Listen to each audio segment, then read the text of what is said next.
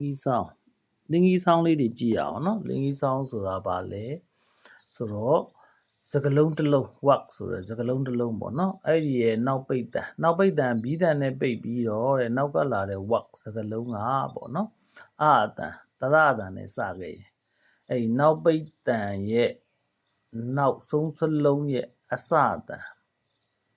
အတန်နဲ့အဲ့ဒီနောက်ပိတ်တန်တွေကိုချိတ်ပြီးတော့ပြောလို့ရတယ်တဲ့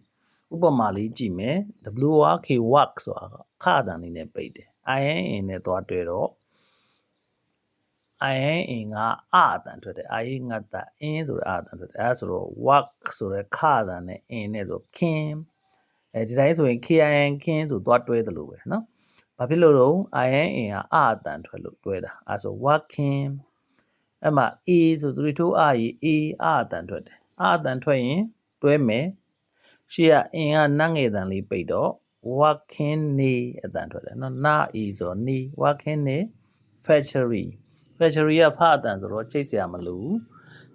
အတန်လင်းချိတ်တာက in နဲ့ e နဲ့အတန်ထွက်လို့ချိတ်တာ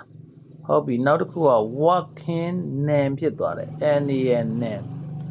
office ဆိုရဲအတန်လေးနဲ့တွားချိတ်တော့ working and office နော်နောက်တစ်ခုက wake ခအတန်လေးပိတ်တယ် up ဆိုတာအတန်လေးဆရာနောက်ကစလုံးတွေအကုန်လုံးအတန်လေးတွေထည့်ပေးထားတယ်လင်းချိတ်တာသိအောင်လို့နော် wake up အဲ့လိုတန်ထွက်တယ် give ဆိုဘာဟတ်ထိုးအသက်တန်လေး away ဆိုတော့အတန်အဲ့ဆို give away ဖြစ်သွားမယ် run ဆိုရင်နငယ်တန်လေးပိတ်တယ် away နဲ့ဆိုတော့အတန်ထွက်တော့ချိန်မယ် run away အဲ့လိုပဲ read ဒါအတန်လေးပိတ်တယ် it အတန်ဆိုတော့ read it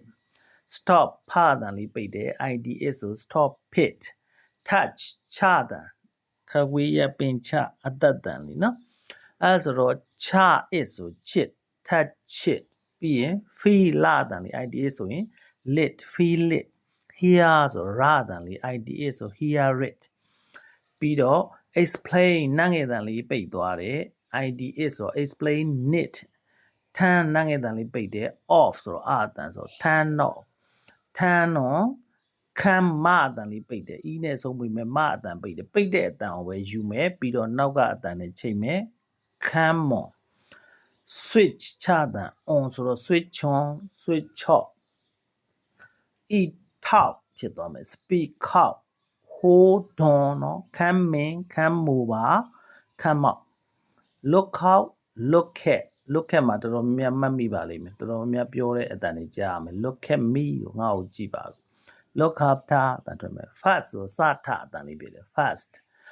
စထအတန်နဲ့ off နဲ့သွားတော့ fast talk အဲ့မှာဖအတန်လေးပိတ်တော့ all နဲ့သွားတော့ for first of all ဆိုပထမဆုံးအနေနဲ့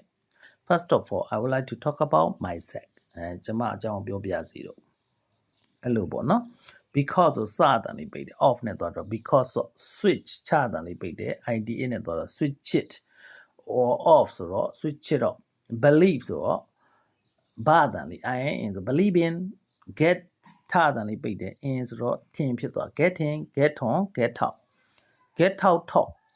မြင်လား get ရအောက်ရအော့ရသုံးလုံးချိတ်သွားမယ် my ဆိုတော့မအတန်ချိတ်စရာမလို side ဆိုတော့စလိန်တန်ချိတ်စရာမလိုအဲဆိုတော့ get out of my side လို့ပြော English ဆိုရှာအတန်လေး is ဆို English is spoken ကတော့ရှေ့ s နဲ့မချိတ်တော့ no ဖြစ်သွားမယ် all ဆိုတော့ no spoken no လို့ပါ lov ရလို့ပါအဲ့လိုချိတ်သွားမှာ English is spoken all over the world tell us အတန် all အတန် about အတန် it အတန်အဲဆို tell us all about it လို့တန်တူတာ tell us all about it နော်အဲ့လိုတန် take away နဲ့ဆို take away a restaurant that serve food to be eaten elsewhere စားတောက်ဆိုင်ကအစားတောက်တွေကိုတခြားတနေရာမှာစားတောက်ဖို့ရန်အလို့ငါရောင်းချတာ take away ဆို parcel ထုတ်ပေးတာကိုပြောတာ take away ယူလို့ရတယ် give away ကြတော့ is something that is given away or handed out for free အလကားပေးပြတာเนาะအဲဆိုတော့အတန်ရှိတဲ့ဟာတွေမှများချိတ်တယ် handed out တို့เนาะ that is တို့အဲ့လိုချိတ်တယ် give away တို့เนาะ given away တို့အဲ့လိုလေးချိတ်သွားမှာ a cup of coffee check it out let it be let it go this year is year ဆို this ဇီးတန်လေးထွက်တယ် zor line no this all I know သူ့တန်တွက်ကလေးအမှရေးထား this all I know ဒုကောက်လေး I နဲ့ M နဲ့ဆိုရင် I'm ပါစပ်ပိတ်လိုက် not ရဲ့ A ရဲ့ဆို not တဲ့ I'm not a student I'm not a student သူတို့မြန်ပြောရင်အဲ့လိုကိုကနားလည်အောင်လို့ဒီဟာလေးသင်ပေးတာနော် I'm not a student repeat it got that know it show up lab ဆို GH နဲ့ဆိုရင်ဖအတန်လေးပိတ်တယ်မှတ်ထားမယ်အဲ့နဲ့တော့ lab it house apostrophe s ဆိုဇီးတန်လေးထွက်တယ် how's it going သူ့အတန်အတွက်ကိုအောက်မှာရေးထားတယ် how's it going နော် okay ဒါလေးအရင်လေ့လာမယ်နော်